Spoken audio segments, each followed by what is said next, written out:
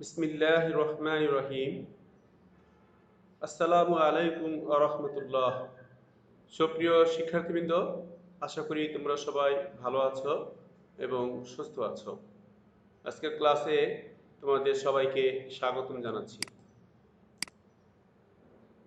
সুপ্রিয় শিক্ষার্থীবৃন্দ, আজ অষ্টম শ্রেণীর অ্যাসাইনমেন্ট ইসলাম ও নৈতিক শিক্ষা অ্যাসাইনমেন্ট নাম্বার 1 এই বিষয়ে গুরুত্বপূর্ণ আলোচনা এবং তোমাদের যে প্রদত্ত প্রশ্ন রয়েছে সেই প্রশ্নের সমাধান নিয়ে আলোচনা করব। আশা করি তোমরা প্রথম থেকে শেষ পর্যন্ত ক্লাসটি দেখবে। প্রিয় শিক্ষার্থীবৃন্দ, প্রথমেই আমি তোমাদের জন্য যে নির্ধারিত অ্যাসাইনমেন্ট রয়েছে সেটি তোমাদেরকে দেখাচ্ছি। তোমরা নিশ্চয়ই স্ক্রিনে দেখতে পাচ্ছ যে তোমাদের জন্য অর্থাৎ ইসলাম ও নৈতিক শিক্ষা বিষয়ের অধ্যায় এবং বিষয়বস্তু শিরোনাম দেওয়া হয়েছে। প্রথম অধ্যায় আকাইদ। প্রিয় শিক্ষার্থীবৃন্দ, তোমাদেরকে অবশ্যই তোমাদের যে পাঠ্যপুস্তক রয়েছে সেই পাঠ্যপুস্তক থেকে প্রথম অধ্যায়ের সবগুলো পাঠ তোমাদের জন্য নির্ধারণ করা হয়েছে। সুতরাং তোমরা সেই পাঠগুলো অবশ্যই শিখবে এবং সেই পাঠগুলো পড়ার পরে তোমাদের জন্য কিছু সংক্ষিপ্ত প্রশ্ন দেওয়া রয়েছে, সেই সংক্ষিপ্ত প্রশ্নগুলো তোমাদেরকে শিখতে হবে। তো প্রিয় শিক্ষার্থীবৃন্দ, তোমরা যখন সেই পাঠগুলো অধ্যয়ন করবে সেখান থেকে তোমাদের জন্য কিছু সংক্ষিপ্ত প্রশ্ন তোমরা অবশ্যই অ্যাসাইনমেন্ট আকারে লিখবে। আমি আবার বলছি যে তোমরা তোমাদের যে অধ্যায় রয়েছে অর্থাৎ প্রথম অধ্যায়, সে অধ্যায়ের সব পাঠগুলো তোমরা অবশ্যই সম্পূর্ণ করবে এবং তারপরেই তোমরা সংক্ষিপ্ত প্রশ্নগুলো সুন্দরভাবে সাজিয়ে গুছিয়ে তোমরা অ্যাসাইনমেন্ট দেওয়ার চেষ্টা করবে। তো আমি তোমাদেরকে প্রথমে প্রশ্নগুলো পড়ে দিচ্ছি, তোমরা মনোযোগ সহকারে অবশ্যই শ্রবণ করবে। প্রিয় শিক্ষার্থীবৃন্দ, আরেকটি কথা বলে রাখা প্রয়োজন যে যদি এই ক্লাসটি তোমাদের অবশ্যই ভালো লেগে থাকে তাহলে তোমাদের ফ্রেন্ডদের সাথে শেয়ার করবে এবং অবশ্যই সাবস্ক্রাইব করে নিবে পরবর্তী ক্লাস পাওয়ার জন্য। তো চলো শিক্ষার্থী বন্ধুরা, আমাদের আজকের সংক্ষিপ্ত প্রশ্নগুলো কি সেগুলো দেখিয়ে দিচ্ছি একবার। প্রথম প্রশ্ন হচ্ছে, দেখো, ইসলামের সাথে ইমানের সম্পর্ক খুবই নিবিড়, এই কথাটি ব্যাখ্যা করো। অর্থাৎ তোমাদেরকে প্রশ্নপত্রের মধ্যে এই সম্পর্কে আলোকপাত করতে হবে, ব্যাখ্যা বিশ্লেষণের মাধ্যমে অবশ্যই লিখতে হবে। আমি আশা করি তোমাদেরকে সুন্দরভাবে সেগুলো উপস্থাপন করে দিব ইনশাআল্লাহ। পরবর্তী প্রশ্ন রয়েছে, কপটতার নিদর্শনগুলো কি কি? তৃতীয় প্রশ্ন, নবী রাসূলের পার্থক্য বর্ণনা করো। এবং সর্বশেষ প্রশ্ন হচ্ছে, হাশরের ময়দানে কয় ধরনের শাফায়াত কার্যকর হবে ব্যাখ্যা করো। শিক্ষার্থীবৃন্দ, লক্ষ্য করো, তোমাদের জন্য প্রথম প্রশ্ন যে দেওয়া রয়েছে, ইসলামের সাথে ইমানের সম্পর্ক খুবই নিবিড়, কথাটি ব্যাখ্যা করো। তো চলো আমরা এই সম্পর্কে আলোচনায় চলে যাচ্ছি। তোমাদের বইয়ের যে অধ্যায় রয়েছে আকাইদ অধ্যায়, সেখান থেকে তোমরা অবশ্যই প্রথমে পড়ে নিবে। একটি কথা তোমাদেরকে বলে রাখা প্রয়োজন, সেটি হচ্ছে তোমরা কিন্তু আমাদের যে উত্তর সে উত্তরগুলো সরাসরি লিখে দিবে না। তোমরা তোমাদের অধ্যায় থেকে তোমাদের পাঠ্যপুস্তক থেকে অবশ্যই সেই পাঠগুলো পড়ে নিবে এবং চেষ্টা করবে নিজেদের মতো করে সুন্দরভাবে উপস্থাপন করার জন্য। তোমাদের জন্য শুধুমাত্র নমুনা উত্তরগুলো দিয়ে দেওয়া হচ্ছে। ইসলামের সাথে ইমানের সম্পর্ক খুবই নিবিড়। যদি ইসলাম ও ইমান দুটি শব্দ একত্রে উল্লেখ করা হয় তবে ইসলাম শব্দের উদ্দেশ্য হলো বাহ্যিক কার্যাদি, তা হলো 5টি রুকন, আর ইমান শব্দের উদ্দেশ্য গোপনীয় কার্যাদি, তা হলো 7টি রুকন। আর যখন ভিন্ন জায়গায় ব্যবহার করা হবে তখন একটি অপরটির অর্থে ও বিধানে সামিল হবে, অর্থাৎ একটি আরেকটির পরিপূরক। ইসলাম ধর্মের অনুসারী হওয়ার জন্য সর্বপ্রথম মৌলিক কতিপয় বিষয়ের প্রতি বিশ্বাস স্থাপন করতে হয়, যেমন আল্লাহ তাআলা, নবী, রাসূল, ফেরেশতা, আখিরাত ইত্যাদির উপর বিশ্বাস স্থাপন করা। ইসলামের এরূপ মৌলিক বিষয়গুলোর উপর বিশ্বাসকে আকাইদ বলা হয়। আকাইদ শব্দটি বহুবচন, এক বচনে আকিদা, যার অর্থ বিশ্বাস। আকাইদের বিষয়গুলোর প্রতি বিশ্বাস করতে হবে, এর কোনো একটিকে অবিশ্বাস করলে কেউ মুসলিম হতে পারে না। অতএব আকাইদ হলো ইসলামের প্রধান ভিত্তি। প্রিয় শিক্ষার্থীরা, এ পর্যায়ে আমি ঈমান নিয়ে আলোচনা করব, তোমরা অবশ্যই মনোযোগ সহকারে শ্রবণ করবে। ঈমান শব্দের অর্থ বিশ্বাস। ইসলামের মূল বিষয়গুলোর প্রতি বিশ্বাসকে ঈমান বলা হয়।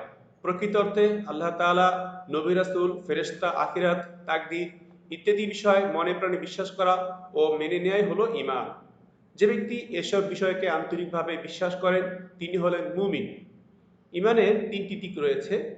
এগুলো হলো অন্তরে বিশ্বাস করা, মুখে স্বীকার করা এবং তদনুসারে আমল করা। প্রিয় শিক্ষার্থীবৃন্দ, তোমরা যে লেখাটি দেখতে পাচ্ছ এগুলো তোমাদের বই থেকেই সংগ্রহ করা হয়েছে। সুতরাং আমি তোমাদেরকে সাজেস্ট করব তোমরা অবশ্যই তোমাদের পাঠ্যপুস্তকগুলো পড়বে এবং সেখান থেকে উত্তর বের করার চেষ্টা করবে। তাহলে আমরা পাচ্ছি ইমানের তিনটি দিক: অন্তরে বিশ্বাস করা, মুখে স্বীকার করা এবং তদনুসারে আমল করা। অর্থাৎ ইসলামের যাবতীয় বিষয়ের প্রতি আন্তরিক বিশ্বাস, মৌখিক স্বীকৃতি ও তদনুযায়ী আমল করার নাম হলো ঈমান। প্রকৃত মুমিন হওয়ার জন্য এই তিনটি বিষয় থাকা জরুরি। কেউ যদি শুধু অন্তরে বিশ্বাস করে কিন্তু মুখে স্বীকার না করে, তবে সে প্রকৃতপক্ষে ঈমানদার বা মুমিন হিসেবে গণ্য হয় না। আবার মুখে স্বীকার করে অন্তরে বিশ্বাস না করলেও কোনো ব্যক্তি ঈমানদার হতে পারে না। বস্তুত আন্তরিক বিশ্বাস, মৌখিক স্বীকৃতি ও তদনুযায়ী আমলের সমষ্টি হলো প্রকৃত ঈমান। প্রিয় শিক্ষার্থীরা, লক্ষ্য করো, আমরা ঈমান সম্পর্কে জানলাম এবং ইসলামের বিষয়বস্তু সম্পর্কে জানলাম। তাহলে তোমরা নিশ্চয়ই লক্ষ্য করছো যে ঈমান এবং ইসলাম একটির সাথে আরেকটি অঙ্গাঙ্গিভাবে জড়িত। একটি ছাড়া আরেকটি কখনোই কল্পনা করা যায় না। গাছের সাথে শিকড়ের যেমন সম্পর্ক, ঈমান ইসলামের সম্পর্ক ঠিক তদ্রূপ। আশা করি তোমরা বিষয়টি বুঝতে পেরেছো। প্রিয় শিক্ষার্থী, লক্ষ্য করো, ঈমানের মূল বিষয় হচ্ছে সাতটি। এগুলো হচ্ছে: ১. আল্লাহর প্রতি পূর্ণ বিশ্বাস। ২. সকল ফেরেশতাদের প্রতি বিশ্বাস। ৩. সকল আসমানি কিতাবের উপর বিশ্বাস। ৪. সকল রাসূলের প্রতি পূর্ণ বিশ্বাস। ৫. আখিরাত তথা পরকালের উপর বিশ্বাস। ৬. ভালো মন্দ সবকিছু আল্লাহর পক্ষ থেকে হয়, এর উপর বিশ্বাস। ৭. মৃত্যুর পর পুনরুত্থান তথা হাসরের উপর বিশ্বাস। প্রিয় শিক্ষার্থীবৃন্দ, আমরা মুসলমান, সুতরাং আমাদেরকে অবশ্যই এই যে মৌলিক সাতটি বিষয় রয়েছে, ঈমানের মূল যে বিষয়গুলো হচ্ছে, এই বিষয়গুলোর উপরে অবশ্যই আমাদের বিষয় স্থাপন করতে হবে। আমরা অবশ্যই ঈমানি মুফাসসাল জানি: আমানতু বিল্লাহি ওয়া মালাইকাতিহি ওয়া কুতুবিহি ওয়া রাসূলিহি ওয়া ইয়াউমিল আখিরি ওয়াল কদরি খাইরিহি ওয়া শাররিহি মিনাল্লাহি তাআলা ওয়াল বাসিতাল মাউত। এই যে ঈমানি মুফাসসাল, এই ঈমানি মুফাসসালের মধ্যেই কিন্তু এই সাতটি বিষয়ের আলোচনা রয়েছে। সুতরাং তোমরা সেই অনুযায়ী বুঝতেই পারছো যে ঈমানের সাথে ইসলামের যে বিধিবিধানগুলো রয়েছে, ইসলামের যে বিষয়গুলো রয়েছে, সেগুলো অবশ্যই জড়িত। সুতরাং আমি বলতেই পারি যে মাছ যেমন পানি ছাড়া থাকতে পারে না, ঠিক তেমনিভাবে একজন ঈমানদার মানুষ, অর্থাৎ একজন মুমিন যার মধ্যে ঈমান রয়েছে, সে কিন্তু ইসলামের কোনো মৌলিক বিষয়গুলোকে অস্বীকার করতে পারে না এবং সেগুলো পালন না করে পারে না। প্রিয় শিক্ষার্থী বন্ধুরা, আমি তোমাদেরকে সাতটি বিষয়ের উপর দেখিয়েছি। এখানে শুধুমাত্র একটি বিষয় নিয়ে আলোচনা করছি তোমাদের বোঝানোর জন্য। আশা করি তোমরা সবগুলো বিষয় তোমাদের বই পুস্তক থেকে পড়ে নিবে এবং তোমাদের সেই শিখন ফল তোমরা অর্জন করবে এবং তার ভিত্তিতে তোমরা অবশ্যই তোমাদের অ্যাসাইনমেন্টগুলো প্রণয়ন করবে। তো দেখো, আল্লাহর প্রতি পূর্ণ বিশ্বাস। ঈমানের সর্বপ্রথম ও সর্বপ্রধান বিষয় হলো আল্লাহ তাআলার প্রতি বিশ্বাস। আল্লাহ তাআলা এক ও অদ্বিতীয়। তিনি আমাদের রব, মালিক, সৃষ্টিকর্তা, রক্ষাকর্তা, সাহায্যকারী, জন্ম ও মৃত্যুর মালিক। তিনি সকল গুণের আধার। তিনি পবিত্র, ক্ষমাশীল, দয়াবান, পরম দয়াময়, সর্বশ্রোতা, সর্বজ্ঞ, প্রজ্ঞাবান, সর্বদ্রষ্টা ও সর্বশক্তিমান। তিনি কারো মুখাপেক্ষী নন। তিনি স্বয়ংসম্পূর্ণ ও সার্বভৌম ক্ষমতার অধিকারী। আল্লাহ তাআলা অনন্ত অসীম। তিনি সব সময় ছিলেন, আছেন ও থাকবেন। তার সত্তা ও গুণাবলী অতুলনীয়। তিনি ঠিক তেমনি যেমনভাবে তিনি বিরাজমান। তার অসংখ্য সুন্দর নাম রয়েছে। তার পিতা, পুত্র এবং স্ত্রী নেই। তিনিই একমাত্র সত্তা। তার সমকক্ষ, সমতুল্য বা শরীক কেউ নেই। সমস্ত প্রশংসা ও ইবাদত একমাত্র তারই প্রাপ্য। আল্লাহ তাআলাকে, তার সত্তা, গুণাবলী ও সকল ক্ষমতা সহ বিশ্বাস করাই হলো ঈমানের সর্বপ্রধান বিষয়।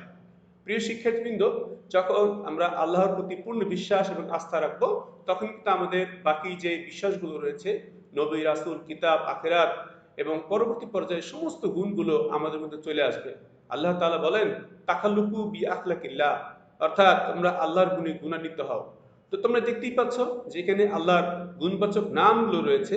তোমরা জানো যে আল্লাহর সমস্ত গুণবাচক নামগুলোকে একত্রে আল আসমাউল হুসনা বলা হয়। সুতরাং আমরা চেষ্টা করব সেই গুণাবলীগুলো আমাদের মধ্যে অর্জন করার জন্য এবং ইসলামের যে বিধিবিধানগুলো রয়েছে সেই বিধিবিধানগুলো মানার জন্য। প্রিয় শিক্ষার্থীরা, লক্ষ্য করো, ঈমান আনার শুভ পরিণাম। ঈমান আনলে আমাদের কি লাভ হবে? ঈমান আল্লাহর একটি বড় নিয়ামত। ঈমানের মাধ্যমে মানুষ দুনিয়া ও আখিরাতে কল্যাণ লাভ করতে পারে। মুমিন ব্যক্তি দুনিয়াতে শ্রদ্ধা, সম্মান, কল্যাণ ও সাফল্য লাভ করেন। সকলেই তাকে ভালোবাসে। আল্লাহ তাআলা বলেন, বিসমিল্লাহির রহমানির রহিম, ওয়ালিল্লাহিল ইজ্জাতু ওয়া রাসূলি ওয়ালিল মুমিনিন। পবিত্র কালামুল্লাহ শরীফের সূরা আল মুনাফিকুন আয়াত নম্বর ৮ আমি তেলাওয়াত করলাম। সেখানে আল্লাহ তাআলা বলেন, যার বাংলা অর্থ হচ্ছে এরকম: আর সম্মান তো কেবল আল্লাহ, তার রাসূল এবং মুমিনদের জন্যই। সুতরাং প্রিয় শিক্ষার্থীবৃন্দ, আমার মুসলমান ভাই ও বোনেরা, তোমরা অবশ্যই এই বিষয়টি খেয়াল করবে। তাহলে শিক্ষার্থীবৃন্দ, তোমরা নিশ্চয়ই বুঝতে পারছো যে আমাদের শুধুমাত্র ঈমান আনলেই চলবে না, আমাদেরকে মুমিন হতে হবে। ঈমানকে আল্লাহ তাআলার বড় একটি নিয়ামত হিসেবে গ্রহণ করতে হবে এবং মনে করতে হবে যে আমি ঈমান পেয়েছি, অর্থাৎ আল্লাহ তাআলার সবচেয়ে বড় দৌলত, সবচেয়ে বড় নিয়ামত আমি লাভ করতে পেরেছি। এবং দুনিয়া এবং আখিরাতের জন্য সম্মান, শ্রদ্ধা এবং কল্যাণ এবং সর্বোপরি সাফল্য লাভের জন্য ঈমান হচ্ছে আমার একমাত্র নিয়ামত, একমাত্র অবলম্বন। আশা করি তোমরা সেই বিষয়গুলো খেয়াল রাখবে এবং সেভাবেই তোমরা কিন্তু তোমাদের জীবনযাপন পরিচালনা করবে। রাসূলুল্লাহ সাল্লাল্লাহু আলাইহি ওয়াসাল্লাম বলেছেন, ইসলাম হলো বাহ্যিক আর ঈমান হলো অন্তরের বিষয়। ইমাম আহমদ থেকে বর্ণিত। ঈমান ও আমল এ দুইয়ের সমন্বয় হচ্ছে ইসলাম। ঈমান হলো অন্তরের আমলের নাম আর ইসলাম হলো বাহ্যিক আমলের নাম। যে ঈমান বা বিশ্বাস করে সে মুমিন, যে বাহ্যিক আমলগুলি করে সে মুসলিম। আমাদের উভয় আমল করতে হবে। আল্লাহ তাআলা আমাদের সবাইকে তৌফিক দান করুন। প্রিয় শিক্ষার্থীবৃন্দ, এবারে তোমাদের জন্য প্রশ্ন নম্বর ২ দেওয়া হয়েছে, কপটতার নিদর্শনগুলো কি কি? তো আমরা কপটতা সম্পর্কে আগে জানব। প্রিয় শিক্ষার্থীরা, আরবিতে একটি শব্দ আছে, সেই শব্দটি হচ্ছে নিফাক এবং এর শব্দটি আমরা বাংলা আবিধানিক অর্থ দেখে নিচ্ছি। নিফাক শব্দের অর্থ ভণ্ডামি, কপটতা, প্রতারণা, দ্বিমুখী নীতি ইত্যাদি। ইসলামী পরিভাষায় মুখে ঈমানের স্বীকার ও অন্তরে অবিশ্বাস করাকে নিফাক বলা হয়, অর্থাৎ এটি হচ্ছে কপটতা। যে ব্যক্তি এরূপ করে তাকে বলা হয় মুনাফিক। মুনাফিকরা সাধারণত সামাজিক ও পার্থিব লাভের জন্য এরূপ করে থাকে।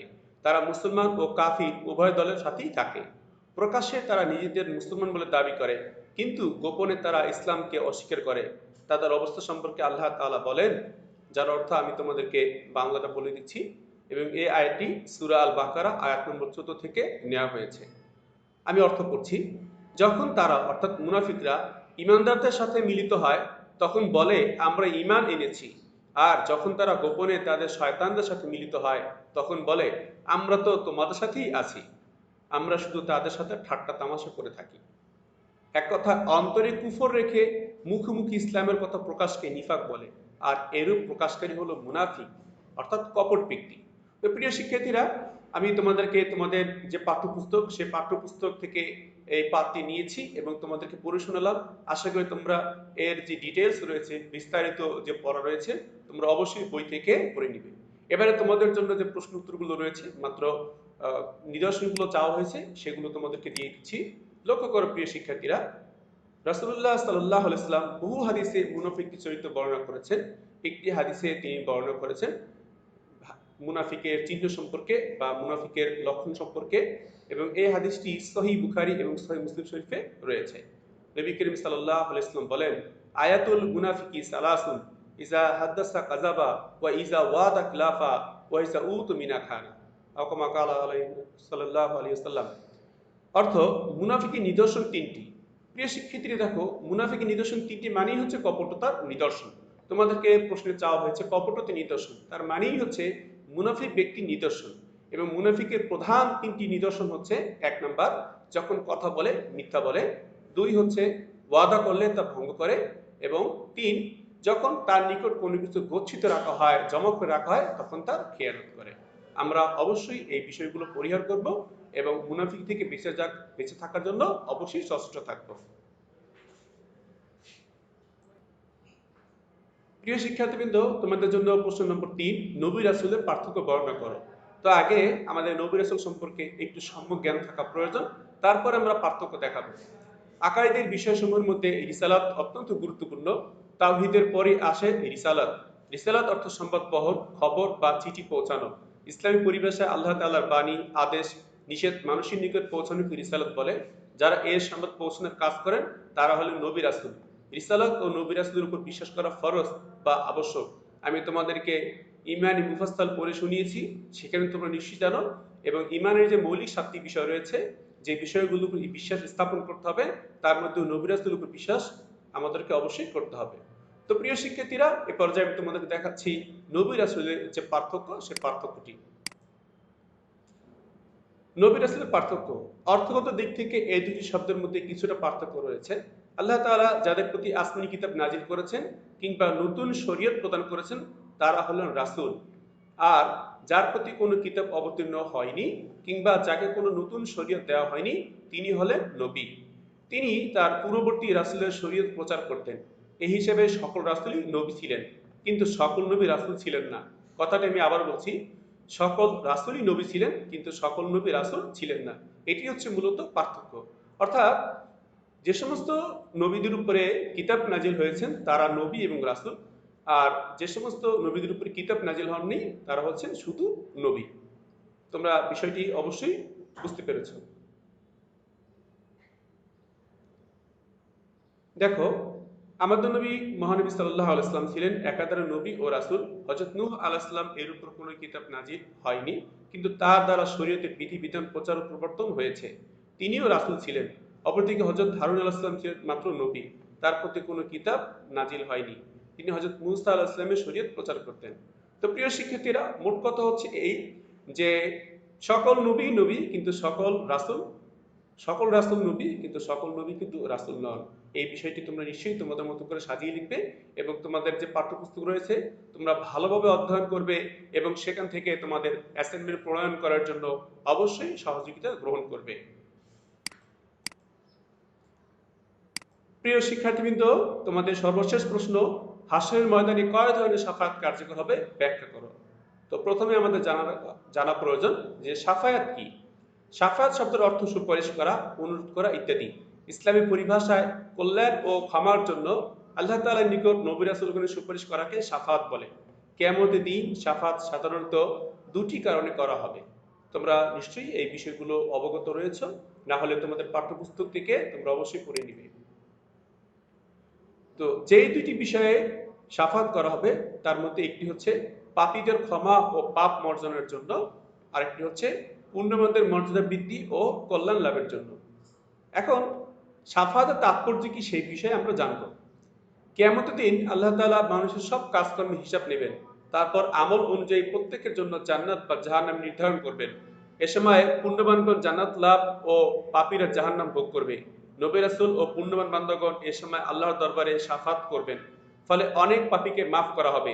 এরপর তাদেরকে জাহান্নাম থেকে জান্নাতে প্রবেশের অনুমতি দেওয়া হবে। আবার অনেক পুণ্যবানের জন্য একদিন শাফাত করা হবে, ফলে তাদের মর্যাদা বৃদ্ধি করা হবে।